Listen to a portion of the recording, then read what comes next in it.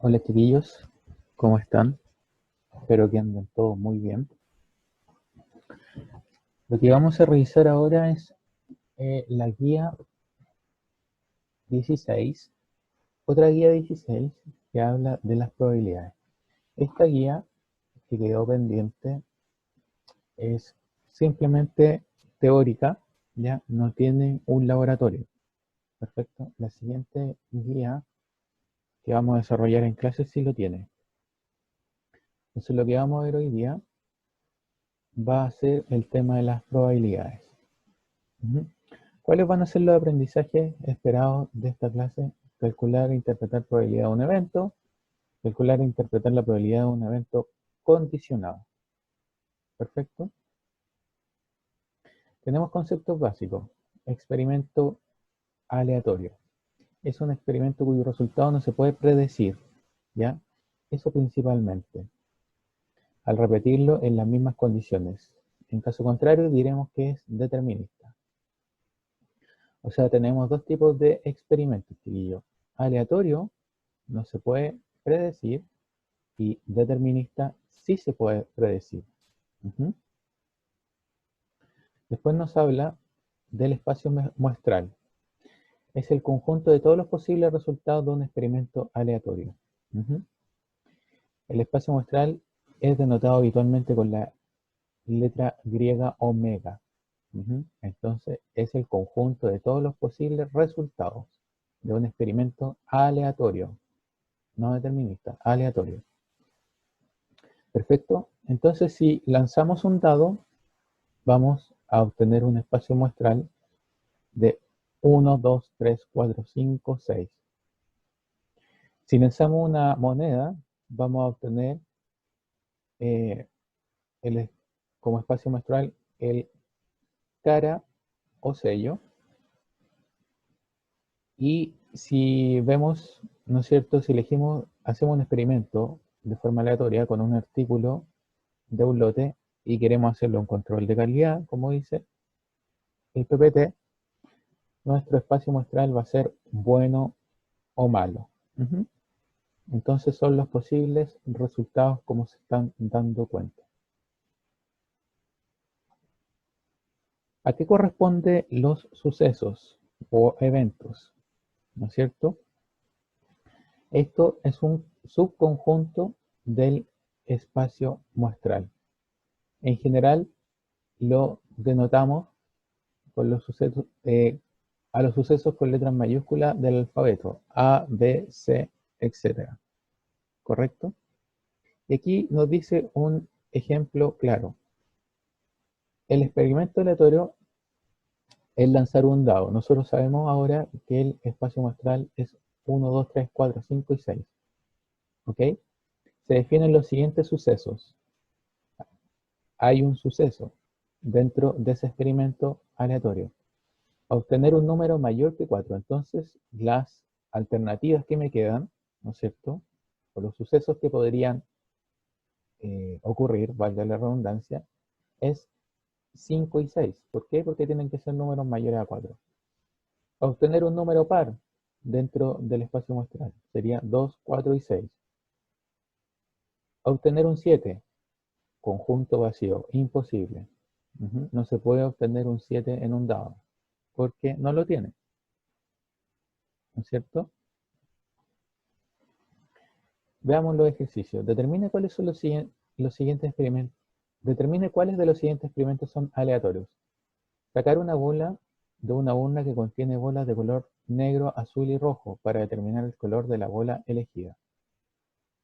Esto es un experimento aleatorio, ¿no es cierto? El resultado es aleatorio, no es determinista. B. Elección al azar de dos representantes de los empleados para integrar un comité de bienestar. También va a ser un experimento aleatorio, ¿no es cierto? Porque es una elección al azar. C. Lanzamiento de un proyectil con cierta velocidad para determinar la distancia recorrida. ¿Cómo se puede determinar la distancia? Va a ser un experimento determinista. ¿Se entiende?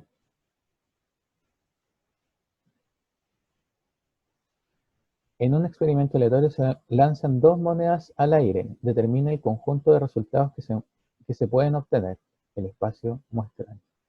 El espacio muestral, recordemos que se escribe con la letra, ¿no es cierto?, omega. ¿Y cuáles serían, ¿no es cierto?, los resultados que se pueden obtener? Cara, cara, cara, sello, sello, cara y sello, sello. ¿Se fijan? La siguiente. En un experimento aleatorio se lanzan dos dados, cuyas caras son numeradas del 1 al 6, obviamente. Determina el conjunto de resultados que se pueden obtener, espacio muestral. Entonces, ahí están todas las combinaciones, ¿no es cierto?, del espacio muestral que se pueden obtener, que son bastantes. Tenemos todo tipo de combinaciones, desde la 1 y 1 con la 6 y 6. Obviamente, de forma ordenada. En el experimento aleatorio anterior, el lanzamiento de los dos dados determina el suceso o evento que representa la suma de los números es 7. O sea que la suma de los números sea 7. Y aquí lo estamos observando. Justamente son las combinaciones en la diagonal. Por lo tanto, la combinación 1, 6, 2, 5, 3, 4, 4, 3, 5, 2 y 6, 1 corresponderían, ¿no es cierto?, al resultado de ese suceso o evento. Tenemos tipos de sucesos. Tenemos sucesos de unión, que en nomenclatura matemática se escribe A, U, B. Es el conjunto de todos los elementos que están en A o en B. El suceso ocurre cuando ocurre en A, cuando ocurre en B, perdón, o bien cuando ocurre en ambos. Recordemos eso. Ocurre en A o ocurre en B. El suceso de intersección, cuando ocurre en A y cuando ocurre en B, a la vez. O sea, necesariamente tiene que ocurrir en A y en B. La intersección se escribe de esta forma, con una U invertida. Entonces tenemos el suceso de unión que ocurre en A o ocurre en B, y el suceso de intersección ocurre en A y en B a la vez. Suceso contrario. El suceso contrario es el conjunto formado por todos los elementos que no están en A. El suceso contrario de A ocurre cuando no ocurre en A. Y el suceso diferencia A-B es el conjunto formado por todos los elementos de A y que no pertenezcan a B. El suceso ocurre cuando ocurre en A y no ocurre en B. Los dos últimos son relativamente semejantes, pero hay una pequeña diferencia. Necesariamente el suceso contrario ocurre cuando no ocurre en A, ¿ya? Pero el suceso diferencia ocurre cuando ocurre en A y no ocurre en B. O sea, cuando no ocurre en B, pero tenemos, ¿no es cierto?, especificado que tiene que ocurrir en A. Por eso es el suceso diferencia y no suceso contrario de B. Perfecto. Tipos de sucesos o eventos. Ejemplos. Bueno, aquí va relacionado, ¿no es cierto?, con las tablas dinámicas que estamos desarrollando. La siguiente tabla muestra el sexo y estado civil de los integrantes del club deportivo. Tenemos estado civil, ¿no es cierto?, casado, soltero, sexo, hombre, mujer, junto con los datos, ¿no es cierto?, las frecuencias. Se define los sucesos: ser hombre,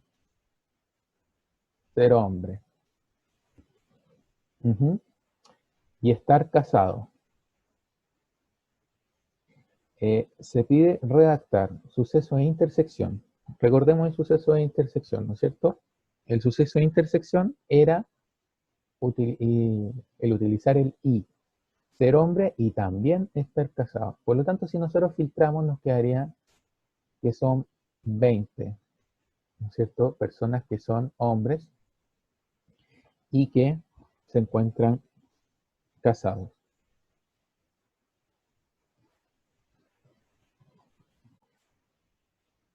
Bueno, entonces aquí nos piden un suceso de unión. Y el suceso de unión sería ser hombre o estar casado.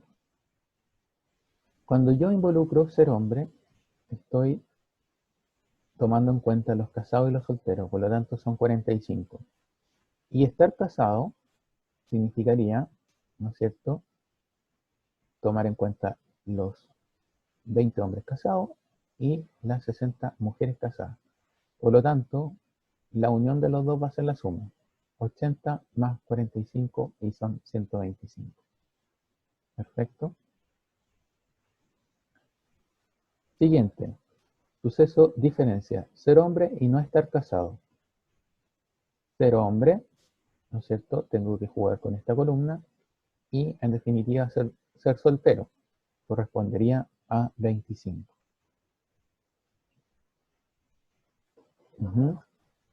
El suceso contrario. No estar casado. No estar casado significaría todos los solteros, considerando hombres y mujeres. Sería la suma de 25 más 15 y eso es 40. Perfecto. Ya. Tenemos otro tipo de suceso de evento. Sucesos disjuntos o mutuamente excluyentes. Los sucesos A y B son mutuamente excluyentes si la intersección de ambos, ¿no es cierto?, es conjunto vacío. Si A y B son mutuamente excluyentes, esto quiere decir que los sucesos no pueden ocurrir al mismo tiempo. ¿Perfecto? O sea, como que no tienen nada de común. Eso quiere explicarnos el PPT. En un experimento aleatorio se lanza un dado y una moneda. Determine el espacio muestral. Exprese explícitamente los siguientes sucesos. A, aparece una cara y un número par. B, aparece un número impar. C, aparece un sello o un número par. Y C, ¿cuál de los siguientes sucesos o eventos A, B y C son mutuamente excluyentes? Entonces el espacio muestral sería este. 1 cara, 2 caras, 3 caras, 4 caras, 5 caras, 6 caras, 1 sello, 2 sellos, 3 sellos, 4 sellos, 5 sellos, 6 sellos. Exprese explícitamente los siguientes sucesos. A, aparece una cara y un número par. Entonces, ¿cuál sería el resultado? 2 caras, 4 caras, 6 caras. B, aparece un número impar. 1 cara, 3 caras, 5 caras, 1 sello, 3 sellos, 5 sellos. Y el siguiente aparece sello o un número par. O un número par. ¿Recuerdan que lo era la unión? Entonces sería 2 caras, 4 caras, 6 caras, 1 sello, 2 sellos, 3 sellos, 4 sellos, 5 sellos y 6 sellos. ¿Cuáles de los sucesos o eventos A, B y C son mutuamente excluyentes? Los sucesos A y B son mutuamente excluyentes ya que no tienen elementos comunes. No hay elementos comunes en estos dos. ¿Se fijan? ¿Por qué? Porque aquí estoy considerando los pares con las caras y aquí estoy considerando los impares con las caras y con los sellos. No tienen absolutamente nada de común. Vamos a ver un poquito de definiciones clásicas de probabilidades. ¿Ya? En definitiva, chiquillos, la probabilidad se saca con la división entre el número de casos favorables dividido en número de casos posibles o totales. ¿Ya? La probabilidad, obviamente, como la hemos trabajado durante todo el curso, va a ser un valor entre 0 y 1. Pero ese valor entre 0 y 1 nosotros también lo podemos fácilmente representar en términos de porcentaje multiplicándolo por 100. Regla de probabilidad clásica. Suceso de probabilidad nula. Sea A un suceso imposible contenido en P, es decir, A es igual al conjunto vacío, entonces diremos que la probabilidad de A va a ser igual a la probabilidad del conjunto vacío y eso es cero. La regla del complemento. Un suceso A, ¿no es cierto? Y un suceso contrario a su complemento. La regla del complemento sería la probabilidad de A es igual a 1 menos la probabilidad del, ¿no es cierto?, contrario o complemento. Perfecto. Regla de suma de probabilidades. Sean A y B dos sucesos, la probabilidad de unión es la suma de las dos probabilidades de forma individual menos la resta de la probabilidad de la intersección de ellos. Sabiendo obviamente que A y B no son mutuamente excluyentes. Si son mutuamente excluyentes, la probabilidad de unión es simplemente la suma individual, ya que no tienen ninguna intersección, no hay ningún conjunto, hay un conjunto vacío en una intersección. Perfecto.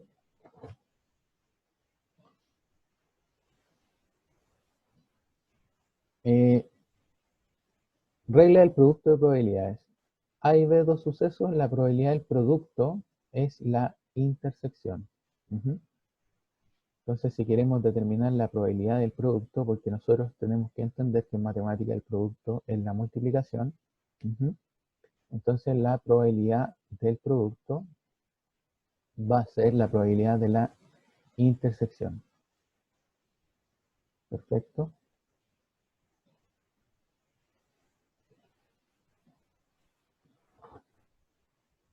Y aquí tenemos una serie de ejemplos.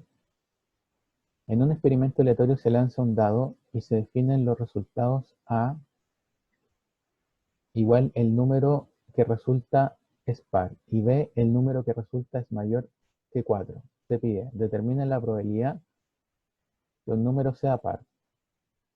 Los resultados posibles son 6. 1, 2, 3, 4, 5 y 6, ¿cierto? Los favorables, ¿no es cierto?, para que sea par son 3. 2, 4, 6. Por lo tanto, la probabilidad de que sean pares, los resultados sería la división entre los casos favorables sobre los casos posibles o totales. Por lo tanto, si yo desarrollo esa división, es un medio, por lo tanto la probabilidad es 0,5 y 0,5 lo puedo representar con un 50%. B. Determina la probabilidad de que el número sea mayor que 4.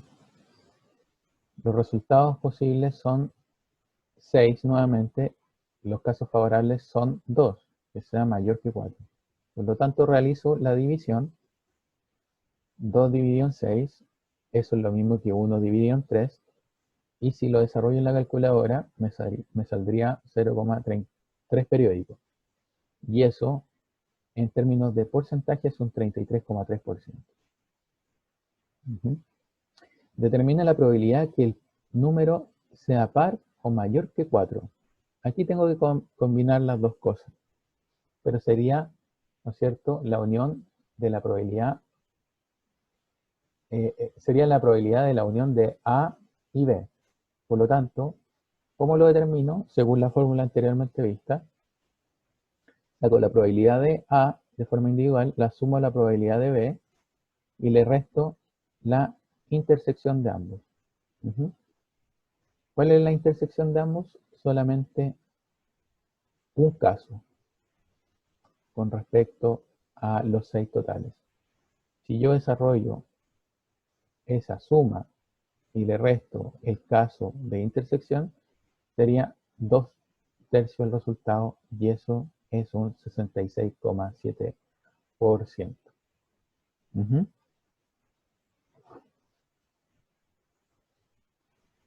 Probabilidad condicionada. Ocurre con frecuencia que la probabilidad de un suceso se ve afectado por el conocimiento de otro evento, cuyo resultado influye en el primero. Esta idea conduce en el concepto de probabilidad condicionada de eventos, la cual se define como P, paréntesis A, slash B, sería igual, ¿no es cierto?, a la división entre la probabilidad de la intersección de A y B sobre la probabilidad de B. Teniendo en cuenta que A y B son dos sucesos dependientes. ¿Cómo se lee la probabilidad del suceso A dado o sabiendo que ocurrió el caso B? Asimismo podemos decir también, y lo anotamos de forma contraria, que podemos anotarlo B-A. Eso sería igual a la probabilidad de la intersección de A con B partido de la probabilidad de A. Eso sería, chiquillo, la clase teórica de esta guía. De alguna u otra manera complementaria a lo que vamos a ver en clases del día martes 23 de junio. Un gran abrazo.